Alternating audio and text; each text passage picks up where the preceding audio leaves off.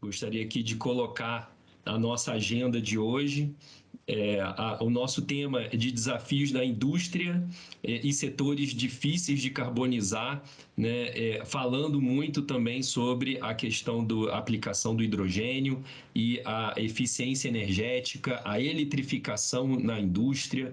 Então, todos esses desafios e oportunidades, né? Por que não dizer, que a indústria brasileira tem no rumo da descarbonização e na contribuição para a redução das emissões brasileiras, né? Na nossa agenda, no próximo slide, a gente tem aqui uma sequência, e aí eu vou fazendo as devidas atualizações e apresentações formais. As boas-vindas foram mais do que enriquecidas pelo Nicole e pelo Guilherme. Na sequência, a gente tem a contextualização, que é realmente a apresentação das premissas do estudo para o setor industrial, que a Deloitte vai colocar. Essa apresentação será feita pela Ana Lia Touso, a diretora de sustentabilidade da Deloitte Brasil, né? O Guilherme, que é o sócio, né, de Power Utilities and Renewables, ele teve aí um imprevisto de saúde, né? Então Lincoln, ele me mandou uma mensagem aqui, falou que já conseguiu sair do médico e está correndo para se juntar a nós. Então eu vou começar essa apresentação, mas o Guilherme logo mais está conosco. Ótimo. E na sequência dessa apresentação, a gente vai ter a mediação desse debate, né? E temos duas instituições e dois representantes super especiais para nos ajudarem a mediar esse debate junto com vocês, né? Apresento o César Pereira, também teve um imprevisto de saúde, então gostaria de apresentar aqui para vocês o Ricardo Gedra, né? O Ricardo Gedra trabalha na Câmara de Comercialização de Energia Elétrica, ele é gerente de análises e informações ao mercado, né? Muito obrigado pela presença, Ricardo. Eu que agradeço o convite, é um prazer poder colaborar nesse fórum tão rico. Legal. E junto com o Ricardo, temos aqui o Dr. Jurandir Picanso, né, consultor de energia da Federação das Indústrias do Estado do Ceará. Dr. Jurandir tem larga experiência no setor, está super engajado e comprometido com a pauta do desenvolvimento, né, sustentável e desenvolvimento de projetos, sobretudo de hidrogênio verde no estado do Ceará. E é uma pauta super importante que a gente vai abordar hoje aqui. Então, super obrigado pela presença, doutor Jurandir. Eu que agradeço, Lincoln, por essa oportunidade de contribuir com esse projeto. É uma grande satisfação estar aqui. Legal. Então, sem mais delongas, aí passo a palavra à Ana, né, para fazer a apresentação por parte da Deloitte. Ana, é com você.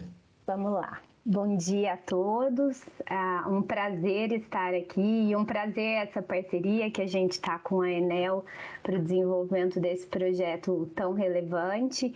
Eu vou apresentar alguns slides, como eu falei, é possível que o Guilherme Lockman chegue a tempo e pegue parte dessa apresentação, mas a ideia é apresentar algum contexto e alguns pontos, principalmente que foram considerados ali na modelagem dos cenários, e também para fomentar um pouco as discussões. Vamos lá, a gente começa um pouco introduzindo e mostrando no setor industrial como se distribuiu o consumo de eletricidade no país entre agosto de 20 e agosto de 21. Então, a gente observa que a indústria, ela correspondeu, vou pôr um laserzinho, correspondeu a 36,3% desse consumo de energia elétrica, né, o que representa mais de 190 milhões de megawatt-hora. E dentre os segmentos da indústria que mais representaram aí nesse consumo, a gente tem em primeiro lugar o metalúrgico com 34,4%, então uma grande representatividade, seguido ali pelos produtos alimentícios, químicos, produtos não minerais e outros na sequência. Falando de eletrificação industrial, ela a gente tem observado aí nos últimos anos uma tendência de alta em muitos setores. Aqui a gente traz um gráfico que mostra alguns países nos últimos 40 anos e a gente consegue observar que o comportamento é muito similar, inclusive o do Brasil aqui em amarelinho, é um pouquinho difícil de ver, mas que representa e demonstra essa alta também de cerca de 10% nesses últimos 40 anos. Diante disso, a gente tem alguns desafios e oportunidades, né? Então, em termos de desafio, o que a gente pode falar é do aumento de demanda de energia, a questão dos altos investimentos, questões regulatórias no que se diz respeito a impostos e subsídios, sistemas de energia complexos e altamente integrados e a distribuição de custo e benefício, que ela precisa ser justa para alcançar aí uma ampla aceitação. Mas também nesse processo de alta e nessa tendência a gente tem oportunidades, né? O aumento de eficiência nos processos industriais, as novas tecnologias, o aumento da demanda por fontes renováveis e, consequentemente, a redução de custo dessas energias renováveis e tecnologias verdes. Enquanto estratégia nesse sentido, a gente pode mencionar a questão da eletrificação inteligente, então combinação aí de infraestrutura digital inteligente, design, estruturas regulatórias e modelos de negócio. O uso de fontes renováveis, especialmente hidrogênio verde, que eu acho que vai ser um dos grandes temas hoje aqui do nosso debate.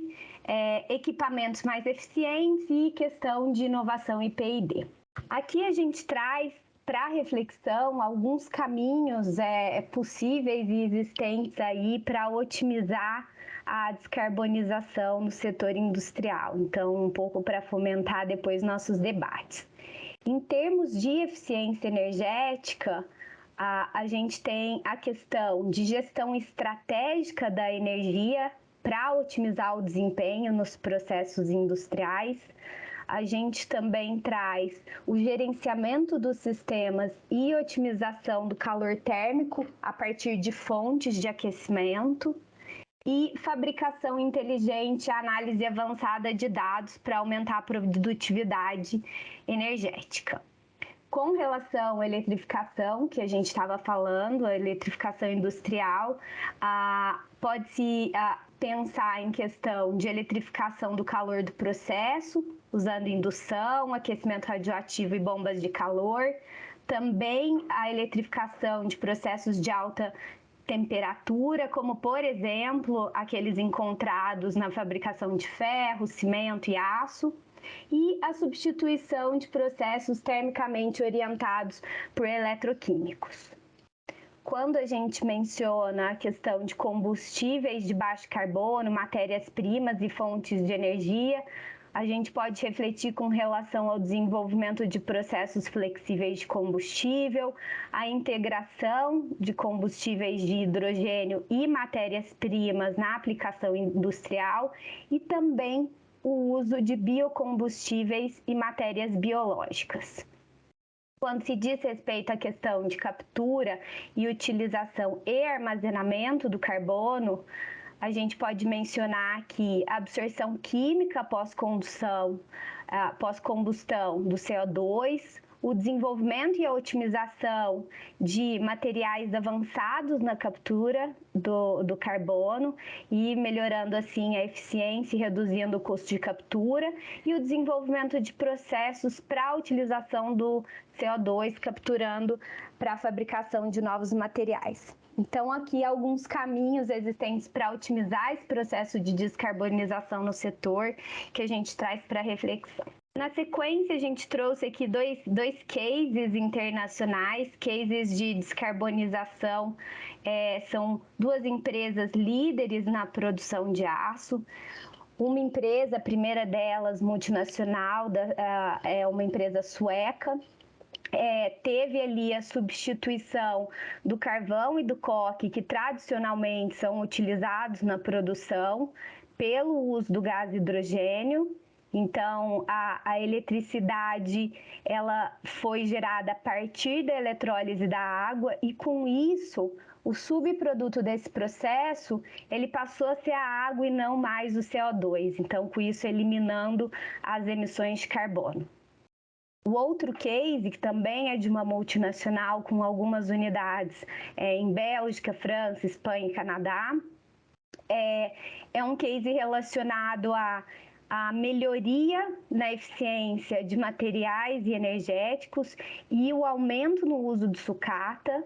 Teve o desenvolvimento e a implementação de algumas tecnologias inovadoras, como fornos de arco elétrico e tecnologias de carbono inteligente, e com isso a substituição do carbono como um redutivo por hidrogênio verde também. Então, aqui 2 casos cases que temos e que estão relacionados à questão do hidrogênio. E aí, entrando um pouquinho mais a fundo, temos grandes conhecedores hoje aqui na mesa que vão muito provavelmente explorar bem essa questão do hidrogênio, mas entrando aqui, a gente identifica que o avanço dessa demanda mundial traz uma série de oportunidades. Temos desafios também, mas temos grandes oportunidades para o país se posicionar aí com destaque enquanto supridor internacional.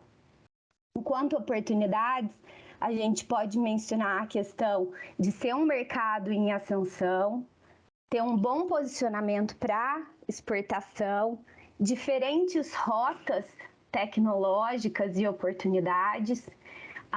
Temos também que mencionar a questão da Resolução 2 de 2021, do ano passado, que identificou o hidrogênio como um dos temas prioritários para a alocação de recursos e investimento. Então, tudo isso traz grandes oportunidades, alguns desafios ainda com relação a custo de infraestrutura, perspectivas tecnológicas em questão de armazenamento e logística e normas para certificação de origem. Hoje temos projetos existentes com relação a hidrogênio, então no Ceará a gente tem o Hub do Hidrogênio Verde, no Porto Pecém, no Porto Suape, em Pernambuco, no Porto Açu, no Rio de Janeiro também. Então, esses projetos dessa natureza, eles contam ali com uma participação local, então geram um desenvolvimento local através da geração de empregos, trazendo novas oportunidades. Ainda explorando um pouquinho sobre o hidrogênio, a gente traz aqui com relação ao Programa Nacional do Hidrogênio.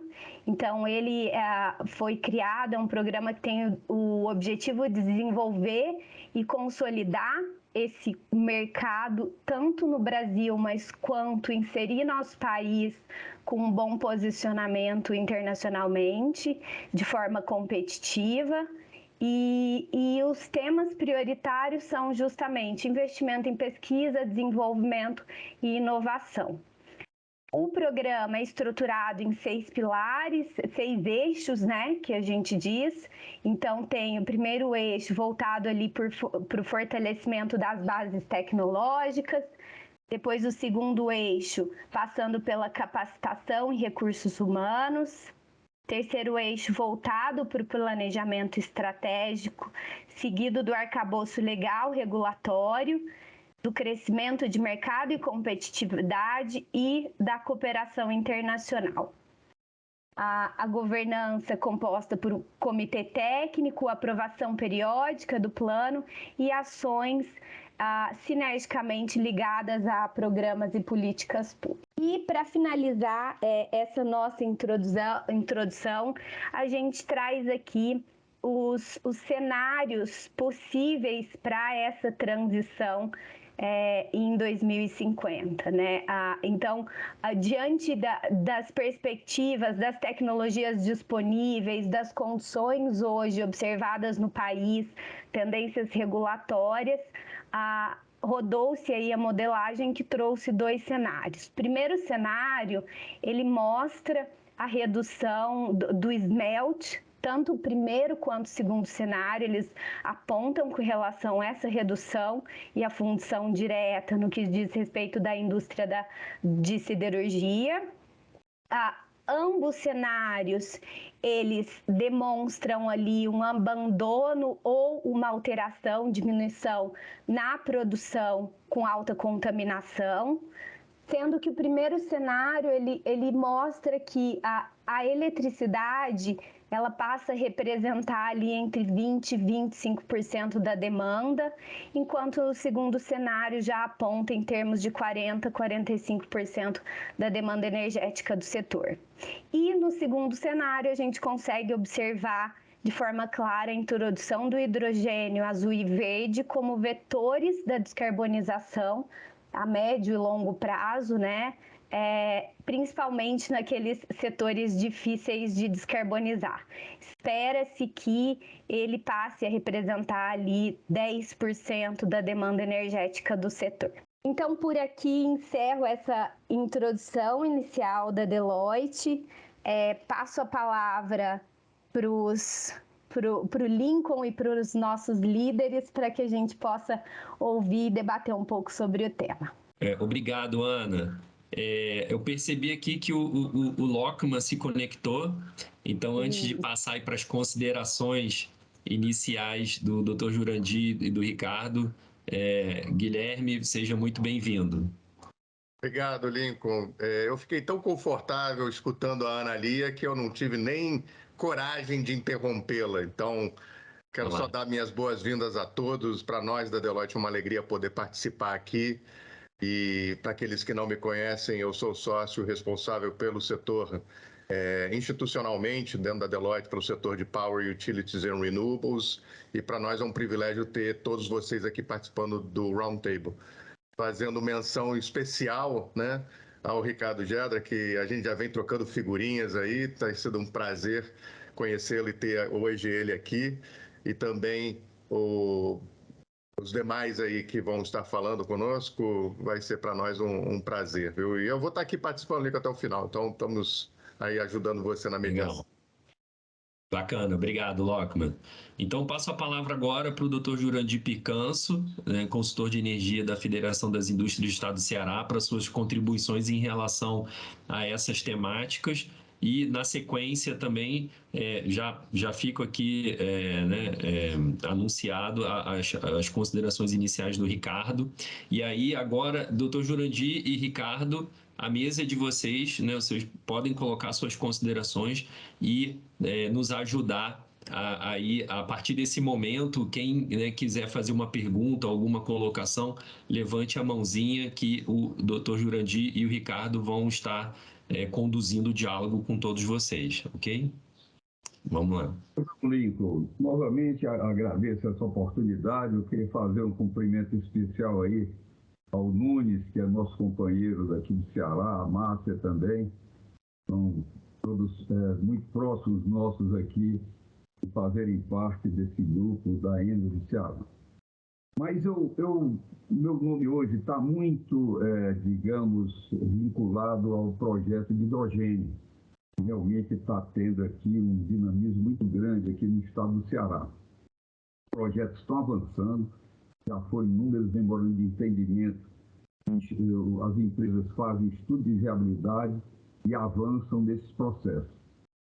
Mas eu quero, nesse momento que nós estamos aqui nesse ambiente da Enel, mudar um pouco o foco. Eu vou praticamente fazer aqui uma defesa de uma nota só, sabe? Porque eu entendo que dentro desse processo, o foco deve ser a eletrificação. Já foi abordado aí nessa apresentação da Ana a respeito da eletrificação no setor industrial, mas eu gostaria de ampliar para todos os setores. Eu acho que a eletrificação deve ser o foco principal. A eletrificação da mobilidade.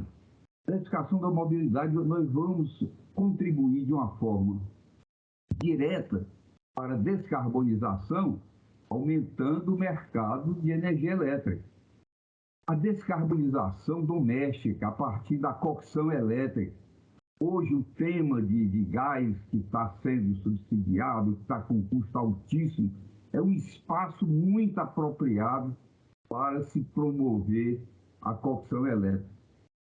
Na produção de hidrogênio, o hidrogênio hoje, todos os projetos estão focados para a exportação. Mas o desenvolvimento desse mercado ele vai se dar de forma descentralizada. A produção de hidrogênio vai se dar próximo ao consumo. Então, nós temos aqui, por exemplo, uma fábrica de margarina que produz, lá em suas instalações, produz hidrogênio cinza. Essa produção será de hidrogênio verde. E isso eu acho que a Enel pode participar na promoção dessa transformação.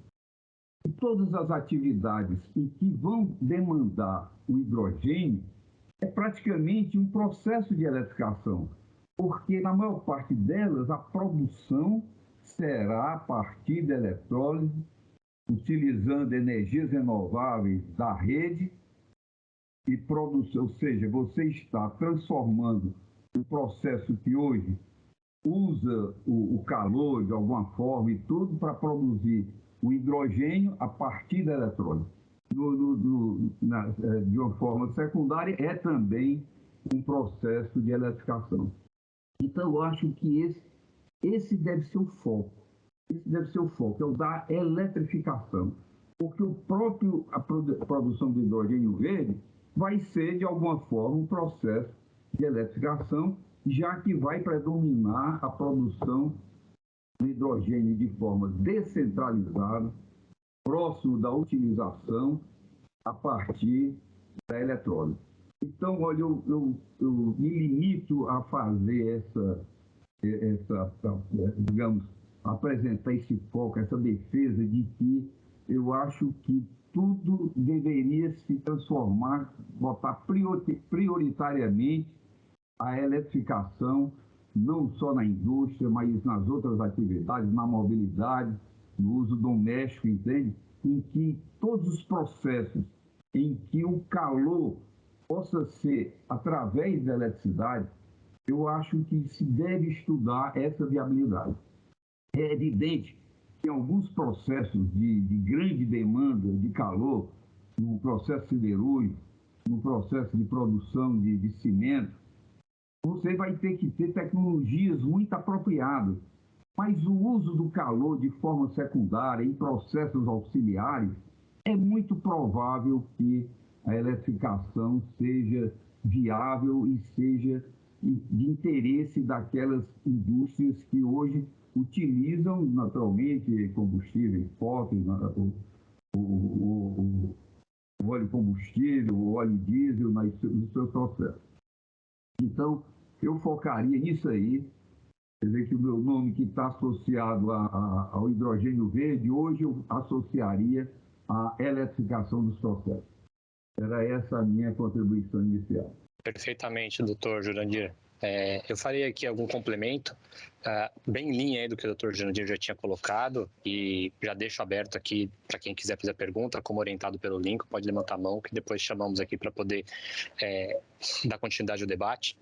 Agradeço aí a Enel pela oportunidade, na figura aqui do Max, que já tivemos a oportunidade de trabalhar junto, né? É um prazer poder revê-lo aqui. E então, comentando sobre esse ponto, né? Estamos falando aqui de setores da indústria, de difícil descarbonização, e aí eu queria comentar dois grandes marcos sobre este tema, né? No mês passado, a Europa lançou o REPowerEU, que é um grande plano para que seja possível acelerar a transição energética, que é o foco do que nós estamos tratando aqui, motivada, a Europa sempre teve esse propósito, agora mais recentemente motivado pela situação lá entre Rússia e Ucrânia, e que tem como objetivo facilitar e acelerar essa transição, e também muito baseado no hidrogênio, mas também de outras fontes, tem grandes projetos de solar também. E também aqui no nosso caso, né, foi apresentado aqui anteriormente a questão do Programa Nacional de Hidrogênio, e ontem o CNPE publicou uma resolução instituindo e oficializando dentro da governança do Programa Nacional de Hidrogênio, que é um marco para ajudar a acelerar este programa, criando lá um comitê gestor e 5 câmaras temáticas. Então, eu queria pontuar esses 2 aspectos, que movimentação pública, né? As esferas governamentais, elas estão buscando colaborar esse processo. Mas eu queria pontuar um outro aspecto, que é o seguinte: a indústria, ela não espera. A indústria, se ela vê viabilidade, se ela vê que tem valor para o cliente, ela segue. Um bom exemplo disso é o assunto carbono, que está dentro desse contexto aqui. Há quantos anos que se discute o assunto carbono? Desde de 72, que foi a primeira convenção que teve em Estocolmo para discutir o assunto clima. Até hoje estamos tentando um acordo internacional sobre carbono. Só que a indústria privada, ela segue. Nós temos o mercado voluntário de carbono no Brasil, por exemplo. Não temos regulado, mas um voluntário, ele existe, porque a indústria vê valor e segue. Ou seja, a indústria, ela avança. Se tem valor para o cliente da indústria, e se é uma solução que tem a viabilidade, a indústria segue. Então, trazendo agora para esse fórum, e eu já vou abrir aqui para os comentários, o ponto que eu queria colocar e como que a indústria segue? Pegando o gancho do Dr. Jurandir, a eletrificação é o caminho, e outros caminhos de substituição de combustíveis, dos quais busca-se reduzir as suas emissões, né? Esse é o grande foco final, né? O hidrogênio, ele viabiliza muito isso, e por meio da eletrólise, como muito bem colocado aqui pelo Dr. Jurandir, suprido por eletricidade limpa, ele é um dos principais caminhos, dentre outros que existem para esse mercado. Então, eu vou colocar uma pergunta aqui, mas já vou abrir aqui para a Elaine, para o Max aqui, que se manifestaram, e já vou ver aqui quem mais se manifestou. Mas é isso, que setores da indústria que a Enel e os outros players podem já ir colaborando, que não só para o mercado internacional, mas também para o nacional, que inclusive nem tem a barreira toda do transporte, né, que é um desafio a ser vencido, está encaminhado, mas não deixa de ser um desafio, custo, logística, infraestrutura, mas o nacional está aí, e as oportunidades já estão aparecendo, então esses já são portas, né, das quais pode-se iniciar essa transição e a aplicação mais especificamente do hidrogênio, que é o foco aqui do fórum, né. Bom, eu queria abrir inicialmente a Elaine, que tinha levantado a mão, depois abrimos para os demais também. Olá, vocês estão me vendo? Sim, bom dia. Eu achei muito interessante essa colocação da Analia, né, em relação a 2 pontos que eu achei muito viável, que está totalmente de acordo com o que eu acredito, que a análise avançada de dados para aumentar a produtividade energética é um caminho, porque essa transformação digital da qual nós iremos passar por ela vai englobar a todos, não só digamos assim, existem 2 vertentes, que é o lado de quem vai transformar e quem vai receber a transformação. Até o momento, até um determinado tempo, eu estava na dúvida em qual das frentes eu gostaria de atuar. E eu já tenho certeza de que eu quero atuar na área em que vai receber a transformação, por conta dessa integração com as equipes. Então, eu fiquei muito feliz de ouvir que a questão da análise de dados vai contribuir. E uma dúvida que eu tenho é se o uso de sucata realmente ele pode contribuir para a descarbonização e como pode ser feito. Porque, trazendo aqui para a minha realidade, eu moro em Nova Iguaçu, na Baixada Fluminense, e nós temos aqui um quintal que tem muita sucata. E eu fico feliz de saber que, de alguma forma, a limpeza do quintal, do local onde eu moro, ele vai contribuir para a descarbonização. Então, é muito interessante também nós refletirmos de como a sociedade ela pode estar contribuindo com isso, com a sua sucata residencial, porque contribuir para as melhorias do meio ambiente faz parte, é uma responsabilidade de todos. Então, nós temos que pensar em como incentivar a sociedade digamos assim, a recolher a sua sucata, a transformar isso em uma energia limpa. Era isso.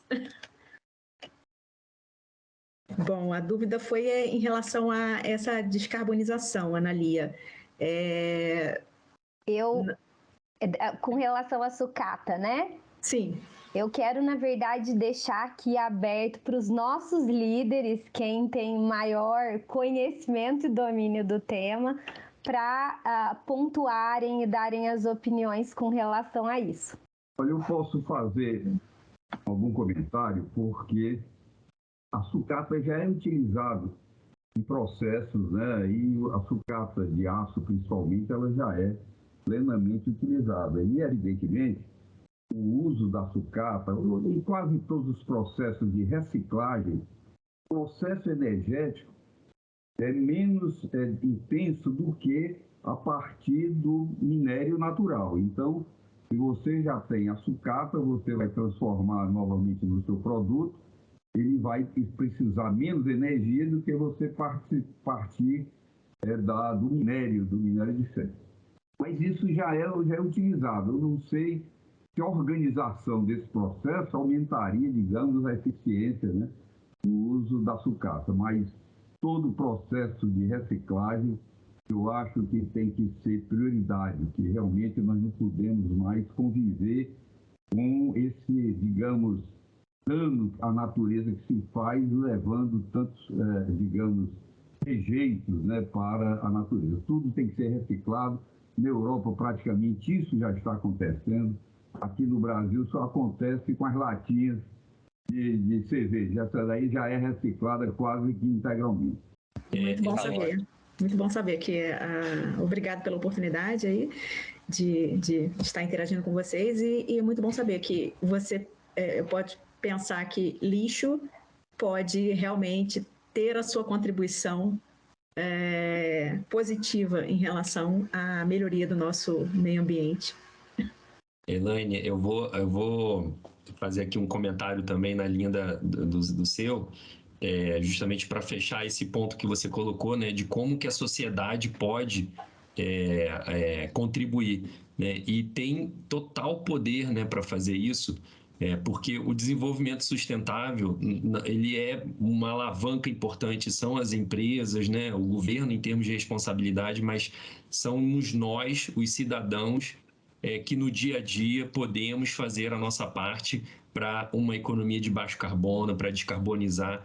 Então, quando você coloca, né, essa questão de como que a gente pode, nas nossas casas, né? Então, eu trabalho na sustentabilidade da Enel Brasil e a gente bate bastante nesse ponto, né, do consumo consciente da energia, né, da substituição de outros combustíveis fósseis por energia elétrica de fonte renovável, a economia circular como uma alavanca super importante para esse desenvolvimento sustentável. E aí, quando a gente fala de economia circular, é exatamente o que você está falando. Não é só a reciclagem, né? Quando a gente pensa em economia circular, primeiro o pensamento vem na reciclagem. A reciclagem é importante, sim, e o Brasil ainda tem um enorme potencial para crescer em termos de reciclagem. O próprio Dr. Jurandir comentou, né, das latas de alumínio, mas economia circular também se faz com segunda vida, né, útil, extensão de vida útil. Então, por exemplo, aquilo que você poderia jogar no lixo, né, você pode estar fazendo uma nova destinação, uma roupa que você pode doar para um brechó, né, que você pode estar comprando também de empresas que têm essa preocupação com o desenvolvimento sustentável. Então, todo o nosso comportamento de consumo e dentro das nossas casas pode fazer toda a diferença, e a gente sempre insiste, né, persiste nessa pauta do consumo consciente de energia. Né? Perfeito. Um último ponto para fechar, quando você fala, né, que você gostaria de trabalhar nesse ramo, assim, te parabenizo. E aí foi um ponto da apresentação da Ana, que fala de geração de empregos, né? Então, a cadeia, por exemplo, do hidrogênio verde que você pretende trabalhar, e te desejo a melhor sorte possível na sua busca, ela vai impulsionar a qualificação, né, de trabalhadores. Então, invista na sua qualificação, né, para a geração desses empregos, potenciais empregos que o setor tem. E, por outro lado, quando a gente fala de transição justa, né, falando de qualificação por um lado e requalificação por outro, né, porque aqueles setores que podem se enxergar como impactados, né? Ah, não, vai destruir uma parte dos empregos, mas essa requalificação ela é fundamental também para que melhore, né, as pessoas consigam evoluir tecnicamente, consigam empregos de melhor qualidade e de melhor remuneração, né? Porque no fundo a gente fala de transição justa, ela precisa ser justa, socialmente justa também, né? Não só tecnicamente, né?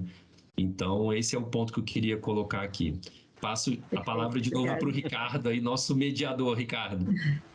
Tá, joia. Muito obrigado pelos complementos, Lincoln. Excelente. Eu queria passar para o Max, que levantou a mão aqui também. Por favor, Max. Bom dia a todos. Prazer estar aqui com vocês, discutindo assim um tema tão importante, tão contemporâneo, que tem muita perspectiva, né? Gedra, prazer enorme revê-lo por aqui, né? Tivemos em algumas encarnações atrás, nós trabalhamos juntos, fizemos muita coisa juntos, né, Gedra? Foi muito animado.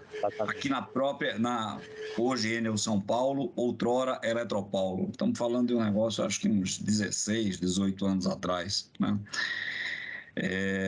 O mundo é pequeno, Gedra.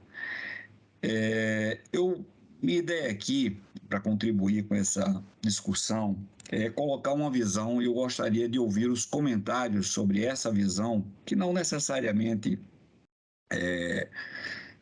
pode estar plenamente correta, mas eu gostaria de ouvir os comentários. Antes disso, só a título de complementação, dizer para a Elaine que a reciclagem de aço, né, latas de aço, enfim, sucatas, etc., ela já é uma realidade do Brasil em grande escala. Eu vou dar nome e sobrenome. Existe uma planta, né, uma siderúrgica muito grande da Gerdau, né, que é o maior produtor de aços do Brasil, né, tem plantas no Brasil inteiro. Eles têm uma planta muito grande, uma siderúrgica muito grande, aí no Nordeste, tá, chamada Aço Norte, que 80% do seu insumo é sucata de material ferroso, e apenas 20% aproximadamente é pig iron, tá? Ou seja, os tabletes de aço com oxirredução. Então, assim, isso já é uma realidade. Eles têm, inclusive, uma malha muito grande na circunvizinhança, onde a logística é economicamente válida e viável, para exatamente fazer essa coleta. Essa indústria existe há algumas décadas, tá? Funciona muito bem, transformando sucata por indução elétrica. É uma planta, inclusive, em 230 kV, alimentada em 230 kV diretamente da rede básica. Então, isso já é uma realidade hoje no Brasil em grande escala, tá? Sim, é bom que a gente... eu entendo que mensurar essa escalabilidade, né? Escalabilidade, e de quanto é necessário, quanto é possível crescer nesse setor de recicláveis, é interessante, porque você vê que o Brasil ele é um país continental e a gente não pode comparar em termos de produção de materiais de sucata em relação aos países de primeiro mundo, que são menores territorialmente. Então, são proporções que precisam ser analisadas.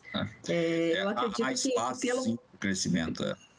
Desculpa. Há espaço de crescimento, mas é economicamente viável, tanto é que essa planta aí é o melhor exemplo disso. Se entrar aí, dar uma gulgada, você vai ver. A planta chama-se Aço Norte, da Gerdau, e ela produz aços onde 80% do insumo é sucata reciclada e apenas 20% é uma planta atendida, como eu disse a você, diretamente da rede básica, numa tensão 230 kV por fornos de indução. Voltando ao ponto lá do debate, eu tenho uma visão, eu tenho lido alguma coisa sobre o tema, e quando a gente pega a produção de fontes renováveis principalmente eólica e solar no Nordeste, que está em larga expansão, e há É redonda, né? Foi bonitinho, engraçado. Opa, tem alguém aí com o microfone aberto. Quando a gente pega a produção, é uma produção crescente, larga escala, e cada vez mais competitiva, né? Isso é fantástico, é eólica e solar. Só que o Nordeste, já há algum tempo, o Nordeste brasileiro, ou seja, o submercado Nordeste, né, geoelétrico e comercial, ele se tornou superavitário, hoje ele é exportador. E o link de transmissão, né, de energia do Nordeste para o Sudeste do Brasil, ele tem um limite, né? Os leilões que foram feitos vão ampliar essa capacidade, mas isso tem um delay, né? E essa produção energética que a gente viu, né, isso agora recentemente durante essa última grande escassez do período seco, né, onde uma parte da produção do Nordeste não estava conseguindo ser escoada, né? E aí critérios de confiabilidade tiveram que ser inteligentemente flexibilizados pelo ONS para poder ampliar o escoamento dessa produção do Nordeste para o Sudeste, tá? Mas fato é que nós temos um limite de transmissão e a velocidade com que a produção eólica e solar no Nordeste vem crescendo é muito maior. Então, dois caminhos surgem, né, enquanto a essa incompatibilidade, vamos chamar assim, entre a capacidade de transmitir e a capacidade de produzir, tem sido maior. Exportação do hidrogênio, produção de hidrogênio verde, ok? Porto de Pecém tem acontecido, fala-se no Porto de Mucuripe, algumas outras plantas ao longo do litoral do Nordeste junto à produção. Então, exportação é um caminho, né? O litoral do Nordeste fica muito próximo da América do Norte e relativamente próximo à Europa. E o outro é produção industrial local para absorver esse consumo. Por outro lado, um artigo que eu li alguns meses atrás dizia que a exportação do hidrogênio líquido, né, a logística de transporte em grandes navios ainda não tem a plenitude econômica, né, ainda é um dos entraves. Então, se isso é verdade, o caminho para esse excesso de produção seria, né, do deslocamento de indústrias, naturalmente, pela competitividade, etc., para, né, próximo das plantas de produção de hidrogênio verde e, consequentemente, também para próximas plantas de produção de energia eólica e solar. Essa visão faz sentido para vocês, Jurandir, Gedra, Analia, enfim, todos que estão aqui? Doutor Jurandir, quer falar primeiro? De citar aqui, você realmente apresentou assim, um panorama de que trazer o consumo para próximo da produção. Mas o que está prevalecendo é exatamente a criação de sistemas de transmissão apropriado para isso. Já está dentro do PDE 2031, já foram definidos os leilões para a contratação de grandes sistemas, exatamente com o objetivo de fazer a transferência de energia do Nordeste para as regiões Sudeste e Centro-Oeste. Então, esse aspecto de promover o deslocamento da indústria para cá, que seria, digamos, muito mais apropriado, eu não sei se é de fácil execução. Já a parte de levar a energia para lá, ela depende, né, desse planejamento e que já está em andamento. Mas se houvesse, digamos, alguma forma de induzir a transferência dessas grandes indústrias consumidoras de energia para o Nordeste, seria uma alternativa. Não sei como se estimular isso ou como se efetivar um processo dessa forma. Então, o que hoje está prevalecendo é levar essa energia para os centros consumidores. Perfeitamente. Eu concordo aí com o Dr. Jurandir, né? tem uma certa complexidade considerável o deslocamento do posicionamento da indústria, mas claro que é uma possibilidade. O link de conexão, ele é um ponto sensível, né? O Dr. Jurandir já participou lá da celebração de diversos memorandos. Se metade daqueles memorandos lá se concretizarem, a gente vai ter um gargalo de fato ali. Acho que não está nem de metade, né? De tamanha potência que está se prevendo ali de conexão. Claro que se a fábrica também estiver fisicamente próxima, isso será equacionado, mas sim, a exportação é uma situação, um desafio a ser vencido, já que ele ainda, pela tecnologia existente, ele é oneroso e ainda nem há logística, né, ainda capaz hoje, é algo mais de médio e longo prazo. E uma das saídas que eu vejo a gente colocou aí, eu comentei dessa resolução do CNPE ontem, onde uma das câmaras temáticas que está lá é planejamento energético, né?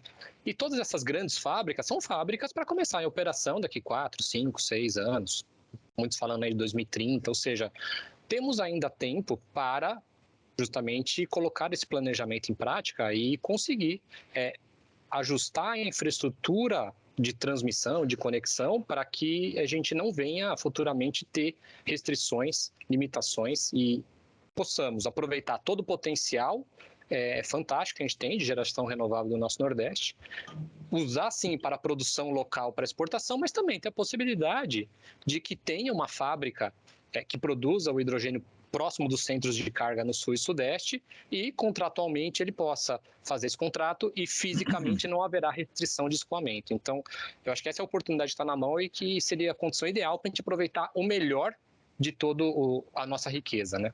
Esse é um ponto também aí importante. Em breve, vocês devem ouvir falar, tem um projeto que está sendo gestado, e ele deve ser anunciado dentro de algum pouco tempo.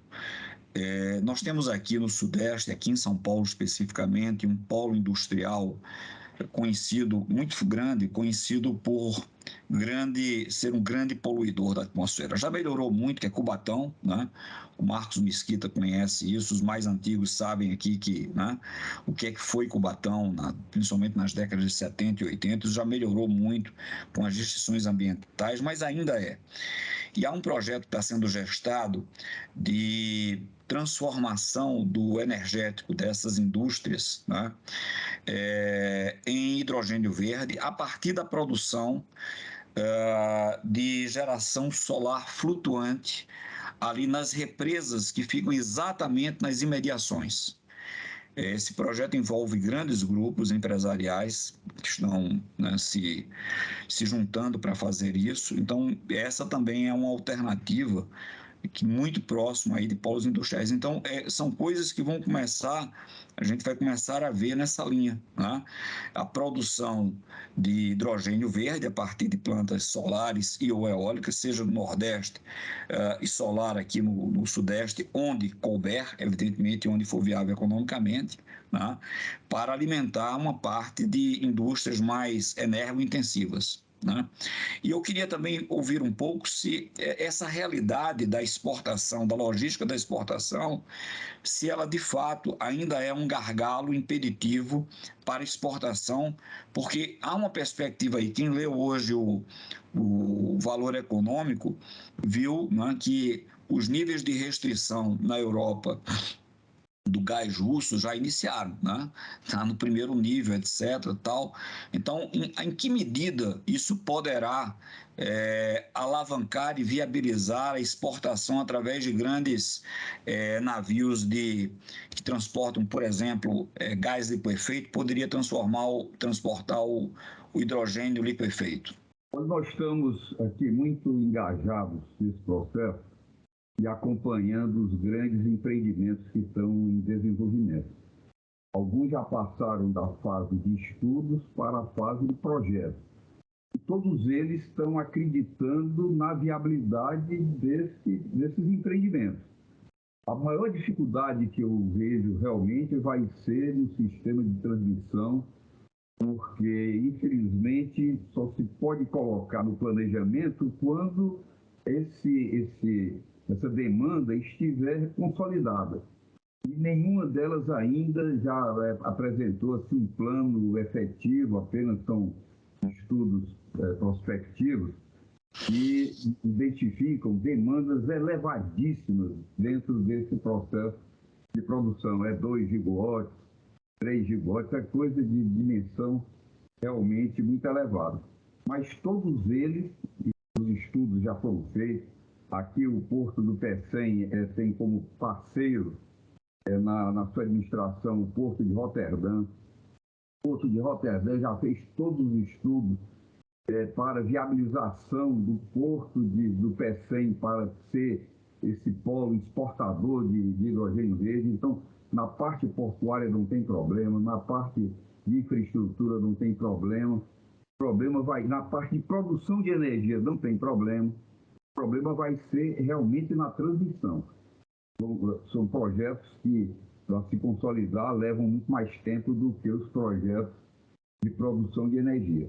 Mas com relação ao transporte, quase todos eles estudam a possibilidade do transporte na forma de amônia. Existe já tecnologia para o gás liquefeito, uma tecnologia que foi desenvolvida pela Kawasaki, mas que está ainda fazendo testes iniciais na Austrália, transportando da Austrália para o Japão. O transporte do hidrogênio liquefeito ainda não está muito consolidado. Agora, todos eles estão na opção da amônia. Então, tudo isso é voltado para o mercado externo. Mas eu quero insistir que o nosso foco deve ser o mercado interno. Com esse estabelecimento da governança agora do programa, que criou um comitê gestor e as câmaras temáticas, entende?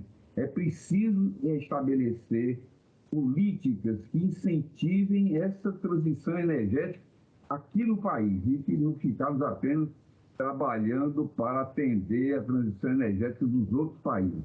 E essa transição energética no país vai, com certeza, determinar a produção descentralizada do hidrogênio verde.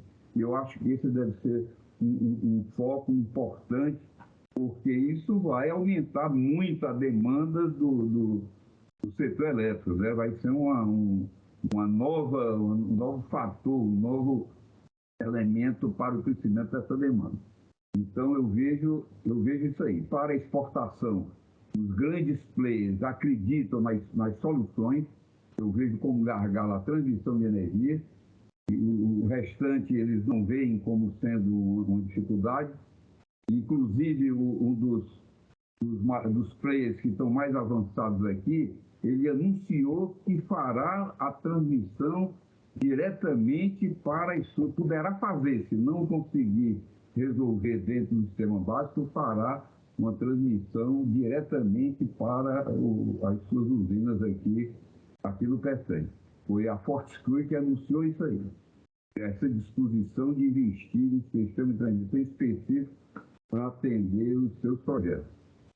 Mas o que eu vejo é isso. Os grandes players que estão estudando estão vendo solução. Tanto é que estão avançando nos seus projetos. Estão avançando nos projetos aqui, em Suape e no Porto Açul. Ótimo, excelente. Excelente comentário, doutor Jurandir. E acho que bem esclarecedor aí do desafio, né? Bom, eu gostaria de passar aqui para o Kailon também, que se manifestou aqui para poder fazer um complemento, uma pergunta, comentário. Bom dia a todos. Primeiramente, é uma honra estar com todos vocês, nomes tão renomados do setor energético. Eu me chamo Caio, sou estudante de Engenharia de Energia da Universidade de Brasília e eu sou apaixonado por energia e quando sempre tem uma palestra em todos os setores eu estou presente para saber mais e mais e me adentrar mais e mais nesse setor que é tão maravilhoso. E eu tenho uma pergunta bem simples. O Ricardo Gedra falou sobre uma possível aceleração na transição energética do setor de hidrogênio. E eu tenho essa pergunta tanto para ele quanto para qualquer pessoa que queira responder. Qual o caminho estratégico tratado como marco, um divisor de águas que a gente teria que tomar, o nosso setor energético teria que tomar para que seja possível essa aceleração na transição energética do hidrogênio? Olha, Caio, na minha opinião, a indústria puxa. Toda vez que você está fazendo alguma coisa, alguma grande iniciativa, quem geralmente traciona é a indústria, e a indústria, se ela vê valor para o cliente, tem tecnologia e tem viabilidade, ela investe, né? E então o grande desafio agora é a viabilidade financeira versus o valor agregado ao produto.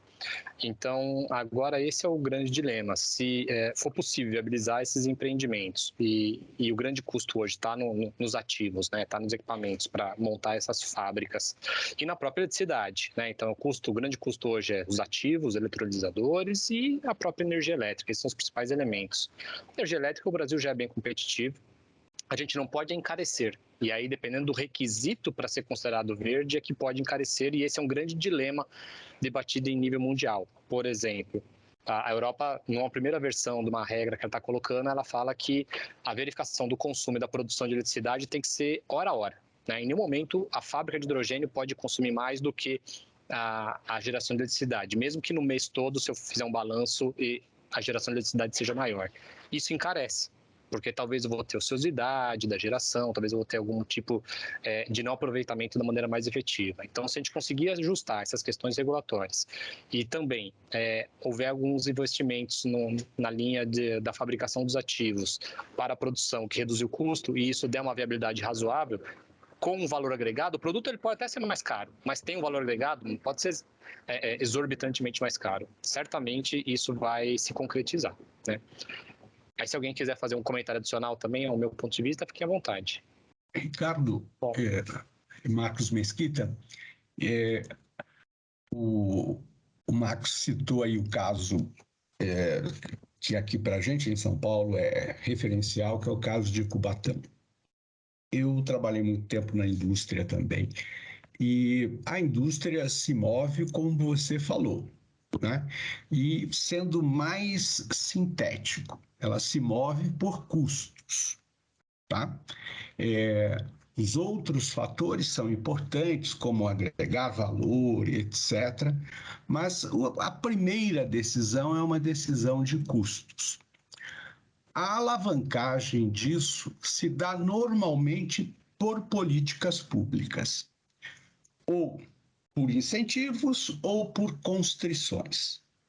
O caso de Cubatão foi basicamente por constrição, ou seja, se permanecendo aquele sistema produtivo, era inviável a permanência do negócio, né? E o que a gente vê é que a política pública, ou de incentivo ou de constrições, no caso da transição energética, ela hoje ainda inexiste, né? Então, o raciocínio vai permanecer no tempo, tendo apenas um vetor, que é o vetor de custos, tá? Então, o que a gente precisa correr atrás agora é de políticas públicas, né? De forma que ou caminhamos para um lado de incentivo ou caminhamos para um lado de constrição. É a forma como eu vejo essa discussão acontecer dentro da Fiesp, na CNI e assim por diante, né?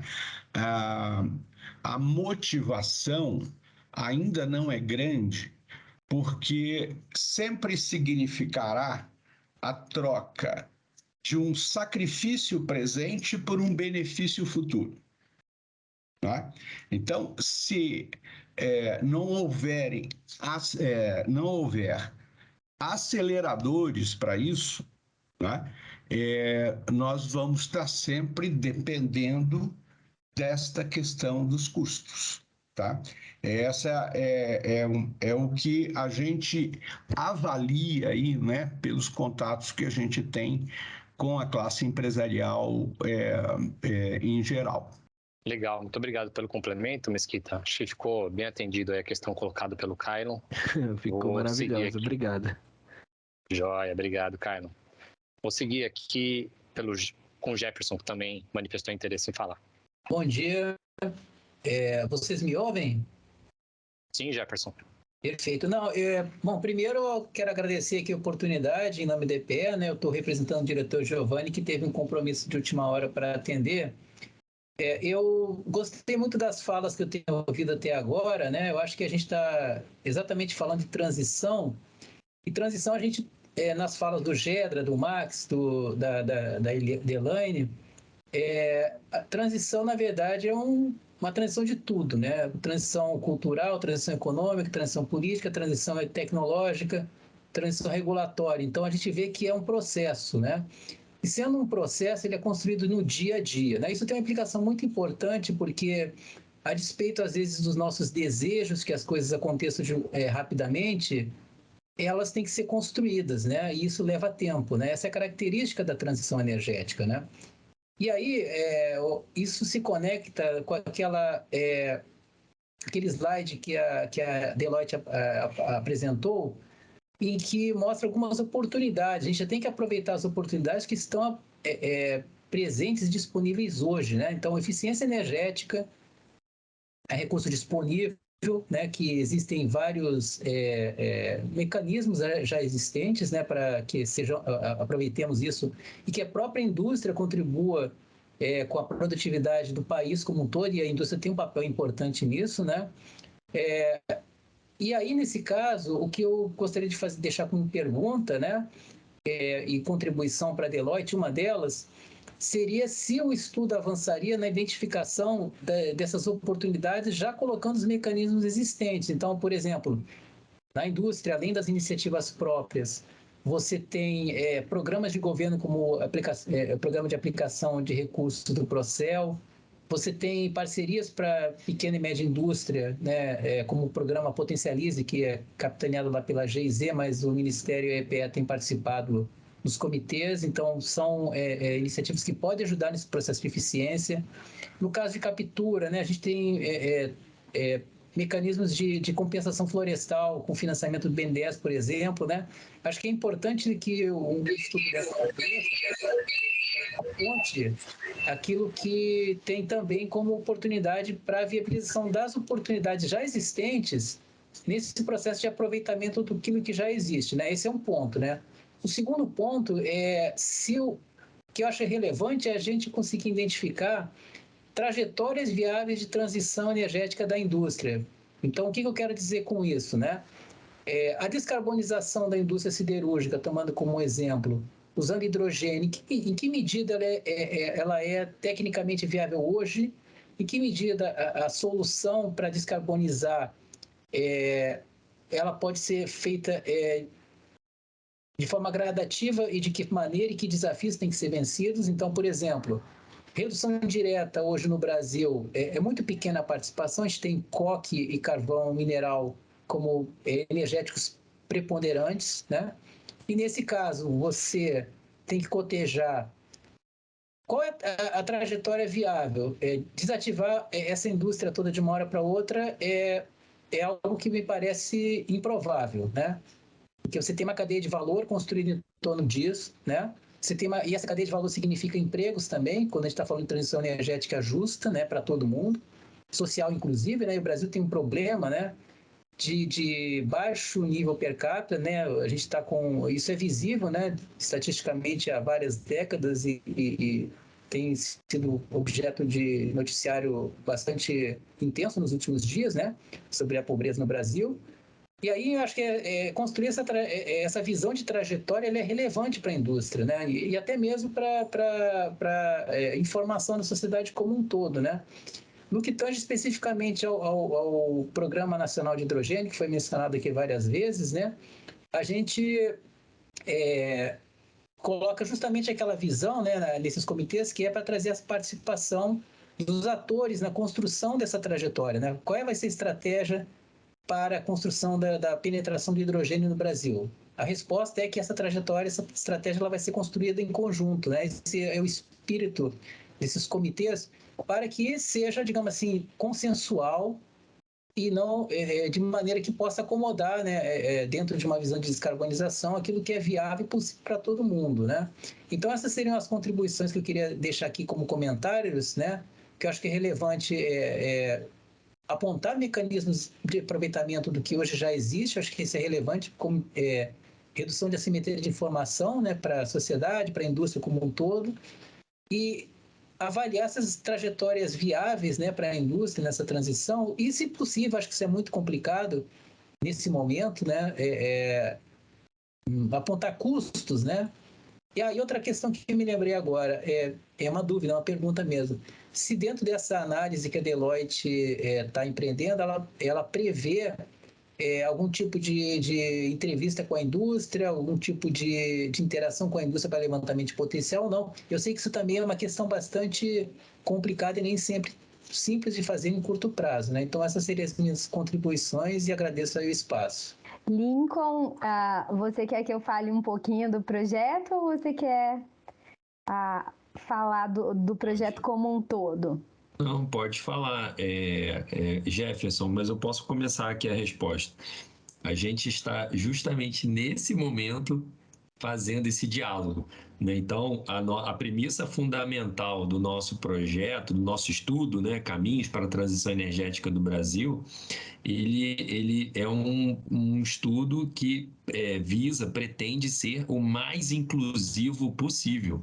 Então, quanto mais stakeholders, players, né, instituições, empresas, federações, associações, ONGs, setor público e privado estiverem em conjunto com a gente, dialogando sobre os temas e dizendo, apontando, né, olha, né, essa premissa aqui tá arrojada, está conservadora, quanto mais contribuições a gente tiver dos stakeholders, melhor é a qualidade do cenário ou dos cenários que nós estamos estudando e que, no final, o objetivo desse estudo é de produzir um relatório com as recomendações, né, por setor, né, visando a uma curva de redução de emissões no país. Né? Então, assim, esse momento agora faz parte desse movimento, né? E a gente, além dessas mesas de debate, a gente já vem desde o começo do ano fazendo reuniões, né, bilaterais com diversas instituições e empresas nesse sentido, né? Então, assim, espero ter respondido de alguma forma, mas deixo aí franqueada a Ana ou ao Lockman também para complementar. Não, meu complemento é só para confirmar que o desafio que nós temos com esse tipo de projeto é exatamente o engajamento. Quanto mais gente a gente conseguir trazer para o projeto, melhor vai ser a acuracidade da análise, do estudo. Então, por isso, esses roundtables, essas conversas são fundamentais para que a gente possa alimentar ainda mais esse estudo e a contribuição que a gente quer dar para o futuro da transição energética no país. Então, acho que é muito importante esse tipo de colocação, porque a gente sabe que a gente não está se propondo aqui a ser a última palavra, mas ser uma palavra com consistência. Então, esse que é o objetivo que nós temos aqui como Enel e como Deloitte. Isso mesmo, e só para finalizar, Jefferson, falando um pouquinho do operacional desse trabalho, né? A gente tem ali rodando a modelagem embasada em questões regulatórias, tendências, dados existentes aqui no país. As mesas estão contribuindo para a gente validar essas premissas, mas ao final sai um trabalho que vai muito além dos cenários, né? É um grande relatório composto aí por opiniões e, como você falou, né? Os mecanismos existentes estão sendo considerados, a gente está explorando as trajetórias viáveis e ao final sai um grande relatório trazendo tudo isso além da modelagem. Legal, excelente, ótimos complementos. Acho que deu para abranger bem aí a questão que o Jefferson tinha colocado, né? Bom, gostaria de seguir aqui com o Oswaldo, também manifestou interesse em falar. Por favor, Oswaldo. Obrigado, Gedra. Bom dia a todas e a todos aí. Agradeço ao Lincoln pelo convite para participar aqui dessa reunião tão interessante, né, instigante. Eu queria conversar sobre uma partezinha da solução, né? Eu ia falar problema, mas a partezinha da solução, né? Primeiro, assim, o hidrogênio tem duas naturezas, né? Ele mesmo já é um energético, mas ele também pode ser visto como um armazenador de energia, né? E essa é uma dimensão interessante que, quem sabe, né, Mesquita, isso não resolve a questão da transmissão, né? Eu acho que você está muito corretíssimo o seu ponto, né? E eu gostaria de concordar também com o Jefferson, quando ele coloca a necessidade das especificidades, da gente respeitar as especificidades das soluções, né? Uma vez que cada região no Brasil tem uma condição de acesso e oportunidades, né? Acho muito viável, e essa perspectiva é muito produtiva, assim, dentro de um plano, né? De um plano que dê autonomia tecnológica, né?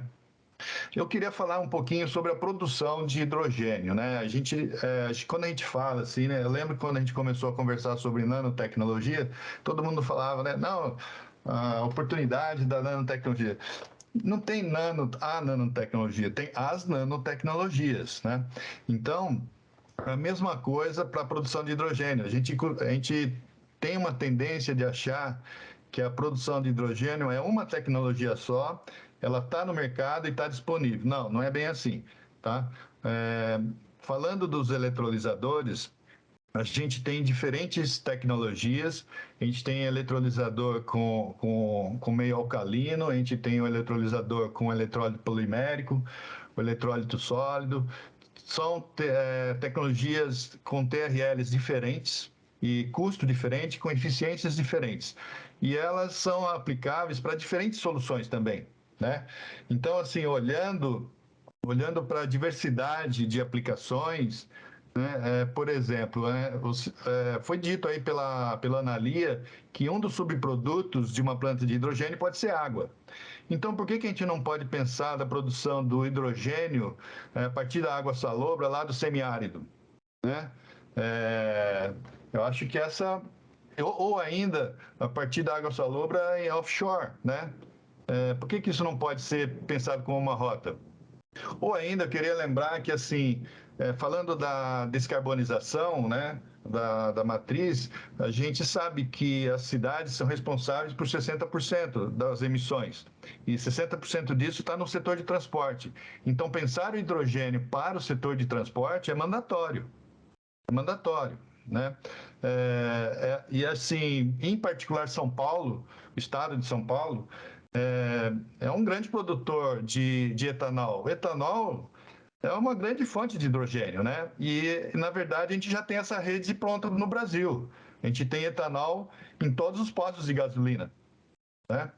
Então, percebe? Então, tem várias questões associadas aí para as soluções da produção de hidrogênio que precisa ser pensado na perspectiva, assim, da especificidade de cada região, né?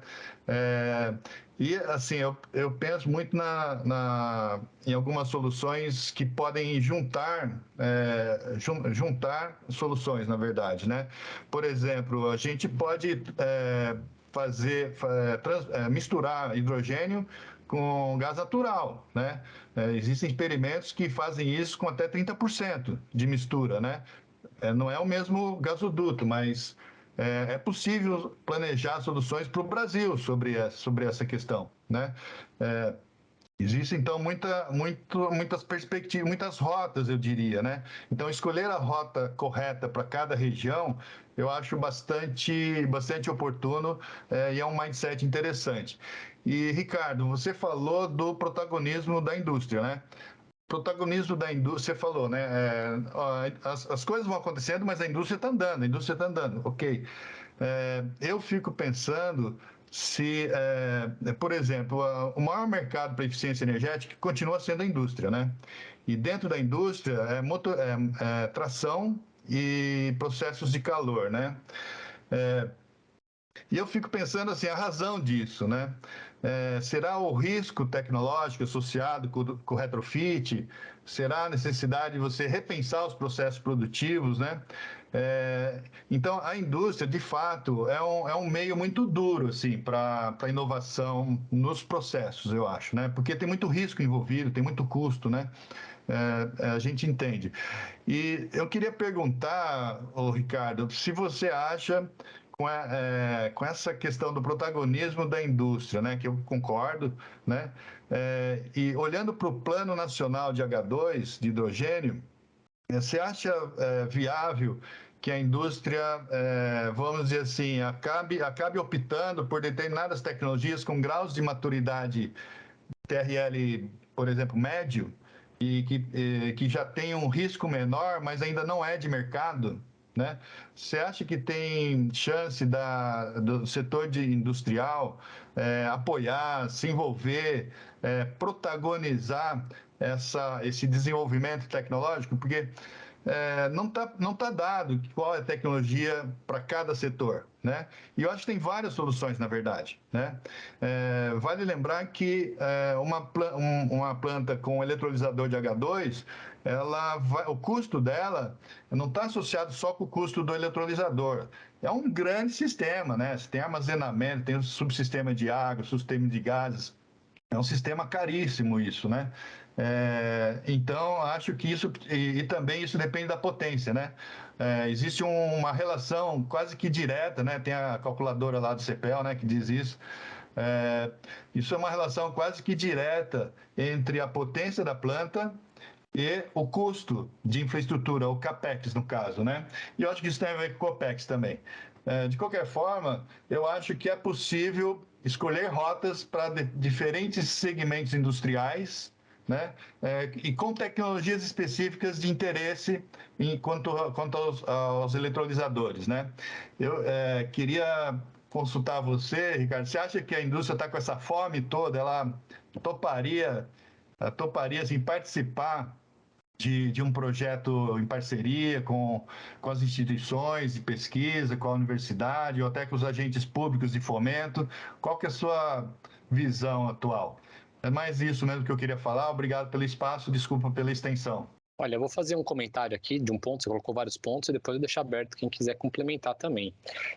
Reforçando aqui o que o Mesquita também, né, enfatizou, na indústria era muito a questão do custo. E tem um outro fator também importante, que é a questão ambiental. Não adianta você produzir hidrogênio super barato, mas queimar carvão. As indústrias não farão isso, né? Todo mundo está muito preocupado com esse aspecto, que é uma questão de imagem, né? Então, isso não é um custo direto, mas é um custo indireto muito significativo. E aí, nesse aspecto, você colocou do etanol, né? A produção a partir da biomassa, por uma eficiência típica de uma produção de hidrogênio a partir da biomassa, da ordem lá de 43%, 44%. Por eletrólise, da ordem lá de 67%, 68%. Típico, né? Obviamente pode variar um pouco. Ou seja, mesmo eventualmente um ativo seja um pouquinho mais barato, no caso do etanol, mas eu tenho essa eficiência, ou seja, a produção final... eu tenho que ter mais equipamento para ter uma mesma produção. Então, em termos de custo, é isso que vai pesar. O que eu consigo conciliar mais barato sob o ponto de vista do produto final, considerando eficiência, considerando CAPEX, considerando todos os custos associados, como você bem colocou, né? Tem uma rede grande, né? Um sistema ele é amplo, e que também tem um apelo ambiental. Então, como hoje, né? Hoje se usa muito hidrogênio na indústria, mas produzido a partir da reforma do vapor do gás. E que tem, então, uma pegada de carbono associada, ou seja, não é uma alternativa que se trabalha, que se almeja crescer, né? Pelo contrário, se almeja substituir. Então, eu vejo que a indústria está com este foco. Então, etanol ou outras rotas, que sim, estão todas aí, o desafio é que elas sejam baratas, considerando o custo total, né? A mais barata possível e limpa. É nessa linha. A princípio, a eletrólise é que está se despontando mais, mas eventualmente, se outras tecnologias, e está se investindo muito, né, em pesquisa e desenvolvimento nisso, se viabilizar de outras rotas, eu acredito que a indústria certamente vai abraçar também, né? Mas queria deixar aberto aí quem queira fazer algum complemento, um comentário adicional sobre esse ponto, antes de passar também para as próximas questões aqui. Bom, acho que a gente pode seguir então, mas muito bem colocado aí, viu, Oswaldo? Os pontos bem interessantes. Queria passar então para a Kátia, né, que também manifestou interesse. Por favor, Kátia. Bem, bom dia a todos e a todas. Obrigada aí pela oportunidade de novamente estar acompanhando esse trabalho super bacana, né? Uma troca de saberes, né? Um aprendizados e até a formação, quem sabe, aí de uma rede, né? De parcerias. E até indo nesse sentido e pegando a fala do Mesquita, que eu concordo plenamente com o que ele colocou em relação às políticas públicas, às questões regulatórias para esse mercado, os incentivos, né, de políticas públicas. E pensando nisso, e também pensando, Ricardo, no que você falou sobre esse trabalho em conjunto com as indústrias e tudo mais, fica aqui uma provocação, né, eu venho pensando em conjunto. Um trabalho em conjunto, de repente, com esse pool de indústrias e empresas, e aí pegando também, né, a última fala, né, chamando a própria universidade, né, outras instituições, para tentar alavancar, criar esses planos, né, de trabalho em conjunto, considerando que hoje a gente tem essa falta, né, dessas políticas públicas de incentivo, a questão financeira, porque isso é o que mais bate realmente em relação, né, até ao momento econômico, por conta da crise que nós estamos vivendo aí, a crise econômica, por conta do próprio Covid, enfim, a guerra na Ucrânia, tudo isso impacta, claro, no mercado mundial. Mas vocês chegaram a pensar, já que vocês estão tendo esse contato tão bacana com todos esses stakeholders, né, de repente montar, né, um grupo de trabalho em conjunto, para que, claro, considerando as características regionais, os interesses comuns, que a gente também tem para propor um trabalho em conjunto, a gente tem que ver as sinergias que existem de interesse. Então, fica aí essa minha provocação, né? Ver o que vocês acham, se vocês já tinham pensado nisso. E um outro ponto que eu gostaria de colocar aí já foi pela fala da Elaine inicial, só para colocar aqui que a nossa área de sustentabilidade, na verdade, eu sou da área de economia circular, dentro da diretoria de sustentabilidade, nós estamos fazendo um trabalho muito bacana com diversas áreas da empresa, porque a Enel é uma só, é assim que a gente enxerga, é assim que a gente trabalha, com a destinação circular das nossas sucatas. Hoje, nós estamos aí já revendo, inclusive, especificações técnicas para que as nossas sucatas possam voltar, inclusive, como matéria-prima regenerada para a nossa cadeia de suprimentos. Então, a gente tem feito um trabalho com a regulação, com o jurídico, com a área de normas, enfim, com o meio ambiente, com várias áreas de qualidade, inclusive, para a gente discutir isso e estamos, nesse momento, envolvendo os nossos fornecedores nesse processo, que para a gente é algo bem inovador, né? Porque a Enel já trabalha, claro, com a destinação correta dessas sucatas, enfim, a gente tem até a rastreabilidade disso e tudo mais. Mas agora a gente, com o foco na circularidade em novo modelo de negócio, porque a gente quer medir também o ganho financeiro e os ganhos que a gente vai ter, inclusive, com a redução de emissão de CO2, porque a gente também vai deixar, né, de extrair matéria-prima do meio ambiente, né? E a gente tem todo um processo, nós temos indicadores que a gente vai começar a medir com essa nova prática. Então fica aí uma comunicação aí, uma fofoca boa, como eu gosto de falar, brincar um pouquinho, né? Desse trabalho que está sendo feito aí com diversas mãos e a gente está muito animado, antenado, né, nesse processo. Obrigada aí pelo tempo aí, pela oportunidade. Um bom dia. Ótimo, muito bom o comentário, Kátia. E eu vou fazer um comentário aqui também, como de praxe, deixo aberto para depois quem quiser complementar. Falando especificamente do caso da CCE, né, como estou representando aqui, qual que é a atuação da CCE neste mercado, especificamente no hidrogênio? É cuidar da certificação do hidrogênio, que é algo que o cliente final vai querer saber se de fato aquele hidrogênio é limpo ou não é limpo, né? Porque afinal, se é para descarbonizar, não pode ter uma pegada. E aí, dentro desse contexto, a CCE está fazendo exatamente isso e a Enel está fazendo parte, especificamente a Renata Menescal e a Sandra Lizarardi. Eu não lembro se tem outra pessoa, mas eu lembro das duas, estão participando, num grupo de trabalho que a gente está discutindo a certificação. O Dr. Jurandir também participa, tem algumas pessoas aí que participam, justamente para discutir a certificação do hidrogênio, como que ela vai se implementar. A gente começou esse grupo em maio, e ele está discutindo essas questões alinhado ao contexto internacional, isso é o que está andando. E agora, agora, com essa formação da governança aí do Programa Nacional de Hidrogênio, aí serão formadas as câmaras temáticas para discutir outros temas. A Câmara tem 5 vertentes, né? E aí as câmaras vão discutir esses temas para poder debater políticas públicas, política energética, como eu comentei aqui também, capacitação, né? Preparar a mão de obra para poder atuar nesse mercado, que é algo muito novo, enfim. Então são esses os trabalhos que estão andando aí, que eu posso comentar, né? Se alguém quiser comentar algo mais também sobre esse ponto da Kátia, também fique à vontade. Ricardo, eu, Jefferson da EPE, bom, na linha do espírito do diálogo que foi colocado aí pelo Guilherme, após as minhas colocações iniciais, eu lembrei de 2 pontos a partir dessa última fala, né, que foi colocada. Desculpa, eu acabei não memorizando o nome da colega que falou. Um deles é relacionado à questão do que se chama incentivos e políticas públicas, né? O que eu acho que é interessante que poderia constar é da Kátia, né? Eu estou vendo a tela dela agora. Uma das questões relevantes, eu acho que é qualificar, né, o termo incentivos e políticas públicas, porque muitas vezes a gente não consegue entender o que é isso dentro da perspectiva dos agentes. O que significa isso exatamente, né? Então é importante colocar isso, identificar esse portfólio na visão dos agentes, e claro que além desse estudo, haverá oportunidade de manifestação dentro dos comitês lá do PNH2, né, que foi instituída a governança ontem, então esse vai ser outro espaço importante de conversa, porque a partir desse portfólio, né, a gente tem que verificar quais são as reais possibilidades do Brasil em relação aos portfólios, né? Cada país constrói sua estratégia de acordo com a sua realidade, né?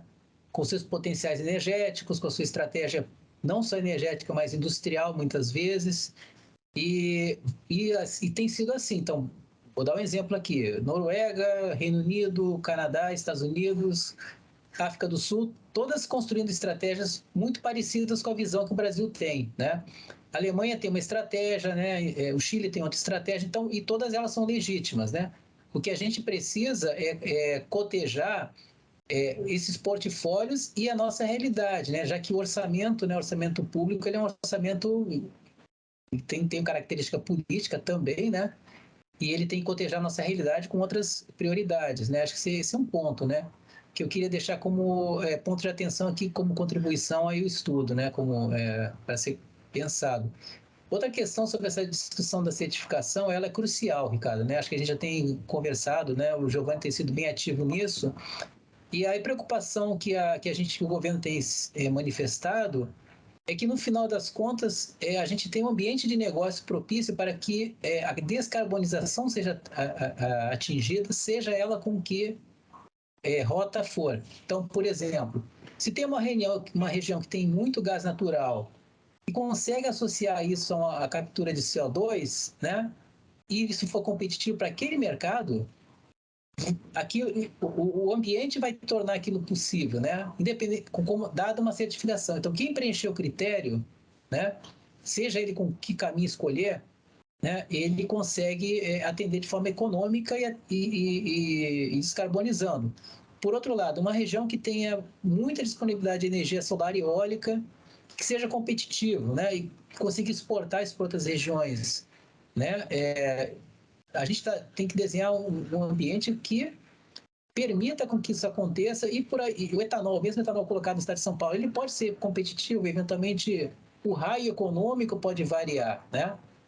E eventualmente todas podem competir em determinados mercados ao mesmo tempo. Então essa é a preocupação principal, e no final das contas, isso pode ser inclusive uma ponte para que o hidrogênio verde seja dominante no futuro, né? Porque isso vai permitir que ganhe escala o mercado, e essa escala também está associada à conversão de equipamentos, né? A gente tem que lembrar disso também, traçando uma similaridade com a estratégia de expansão de consumo de gás no passado, né? Se usava misturas de GLP com outros gases que simulavam condições técnicas do gás natural similares, e aí isso permitiu que houvesse uma conversão de um parque de equipamentos de uso em determinadas regiões para a entrada de um gás natural como solução depois, que você precisava criar esse mercado inicial para poder viabilizar a expansão de infraestrutura. Então,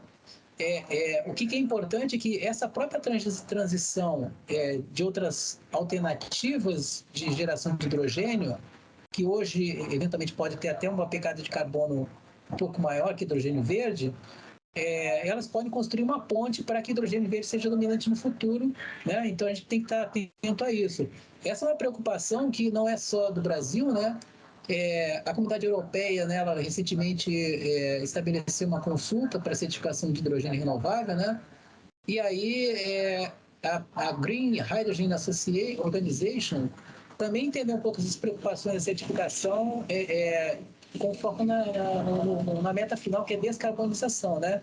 Então, a gente precisa estar muito atento à discussão que vai surgir daí, para que a gente consiga fazer uma transição energética adequada, convergente com as características do Brasil e com os interesses da população que aqui vive, né? Então, acho que a gente precisa estar bem atento a esse aspecto, né? Então, enfim, se isso pudesse ser refletido no estudo como um todo, acho que seria de um imenso valor agregado também.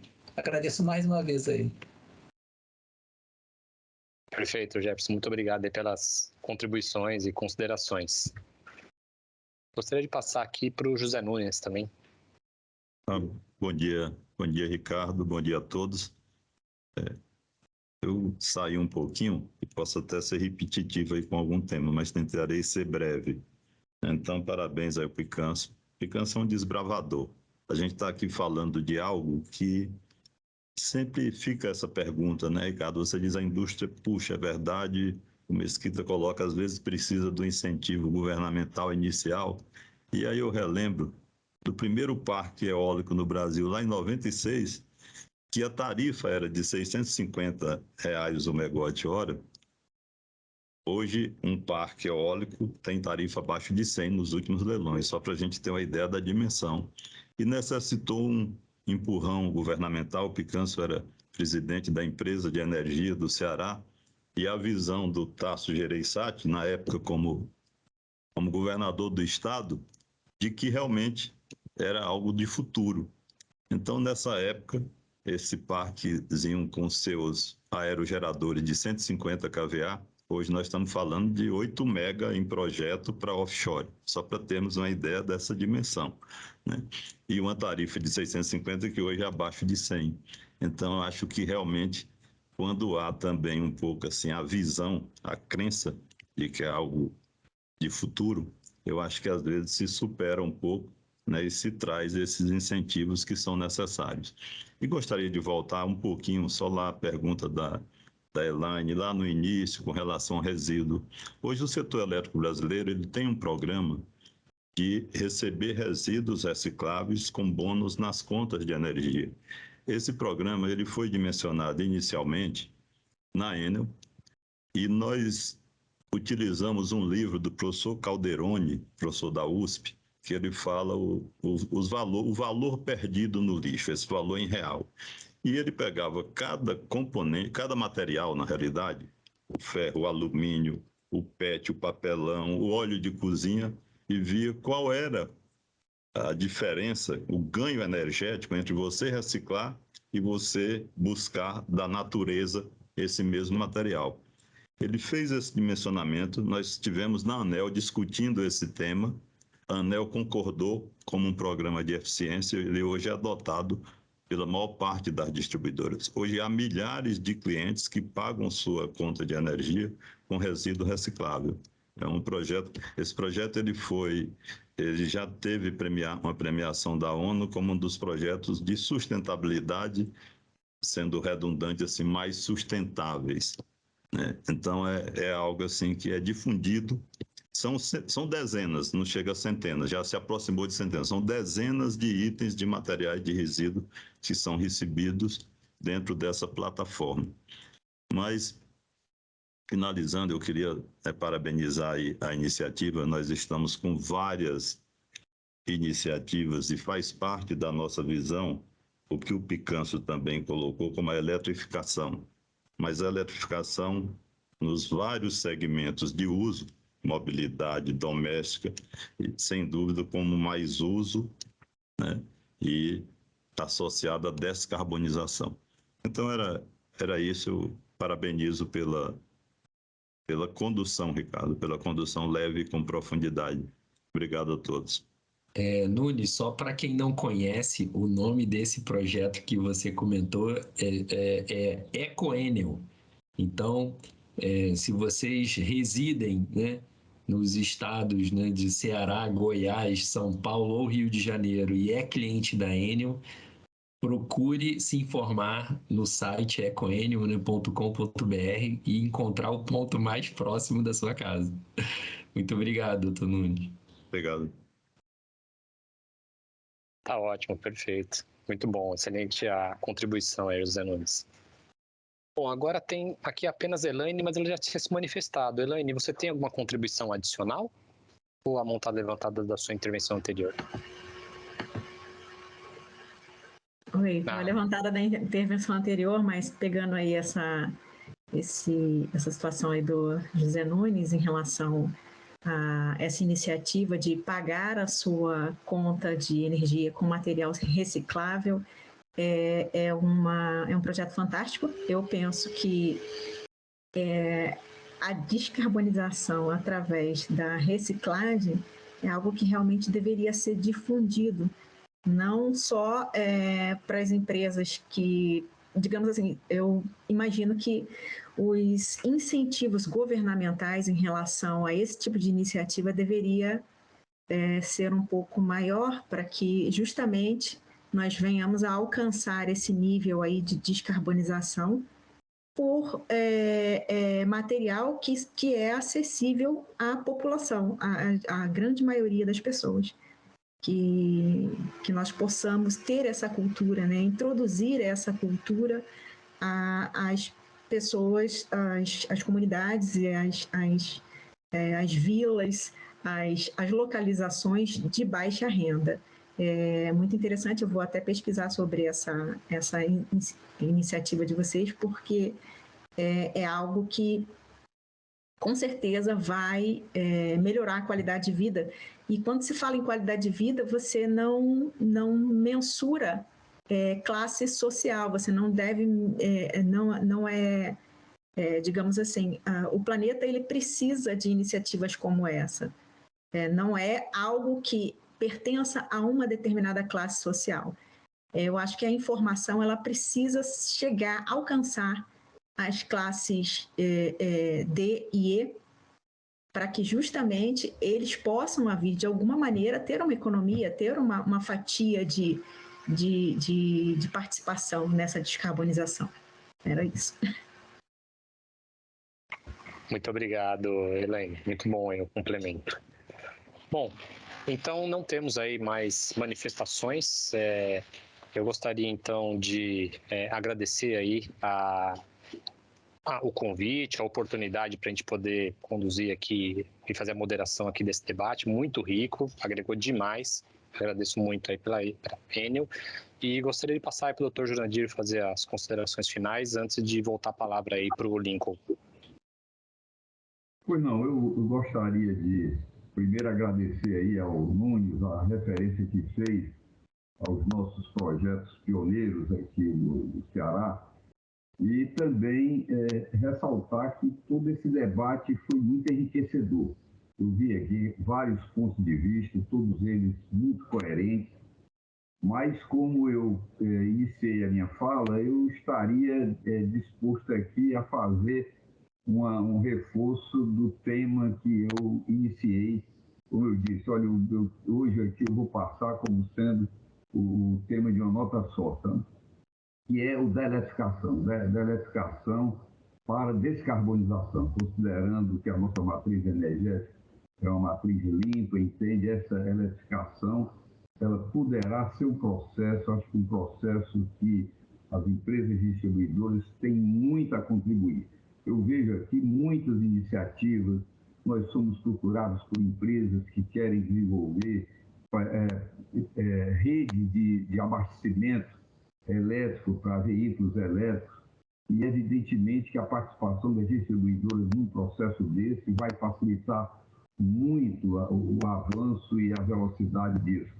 eu vejo que a indústria que produz produtos elétricos de aquecimento, essas aí também serão muito beneficiadas. Então, parcerias das empresas distribuidoras com esses fabricantes de produtos elétricos para aquecimento também seria de grande valor.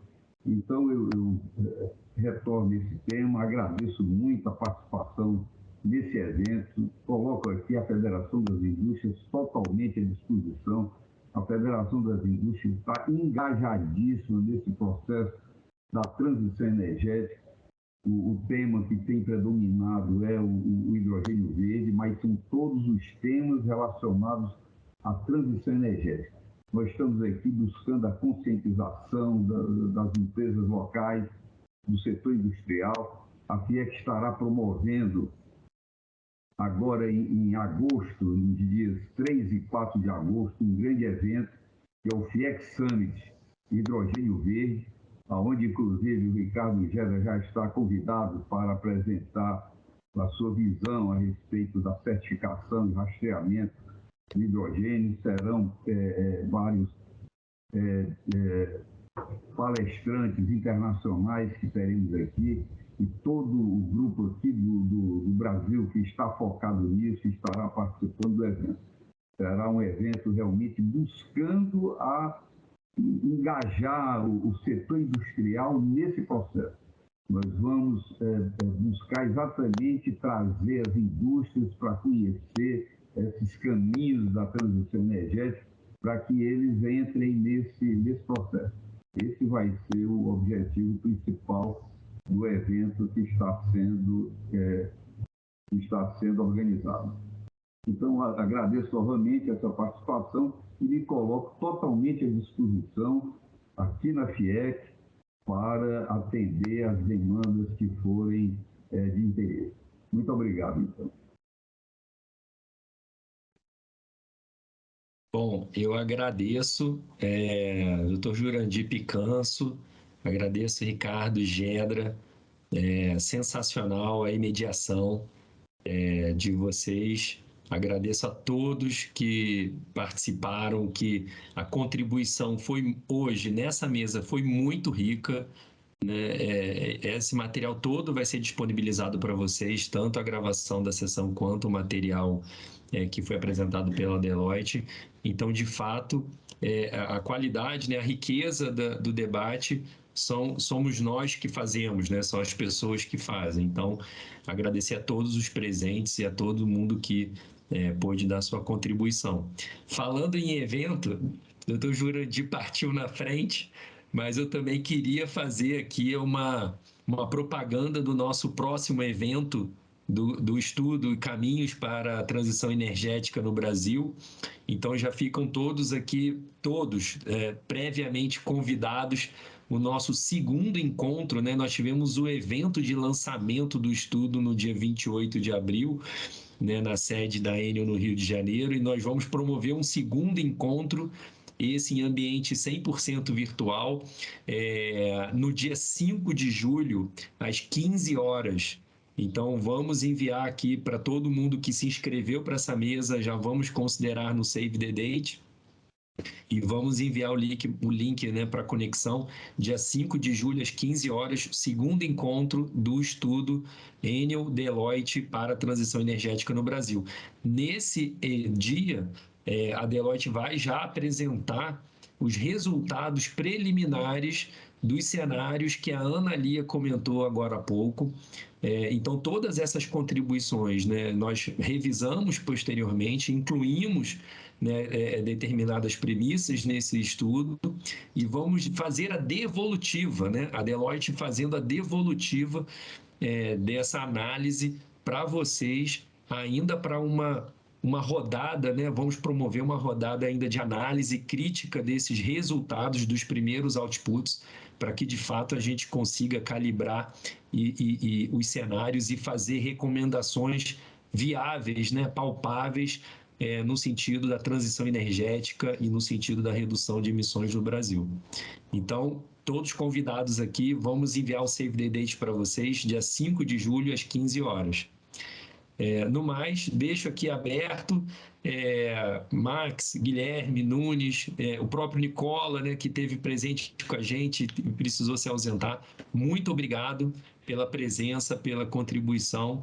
Também aí deixo a palavra franqueada para vocês, caso queiram deixar suas considerações finais. No mais, um bom dia, boa tarde a todos e bom final de semana, bom restante de sexta-feira. Um prazer estar aqui com vocês, pessoal. Parabéns pela iniciativa. Amigo Gedra, prazer revê-lo.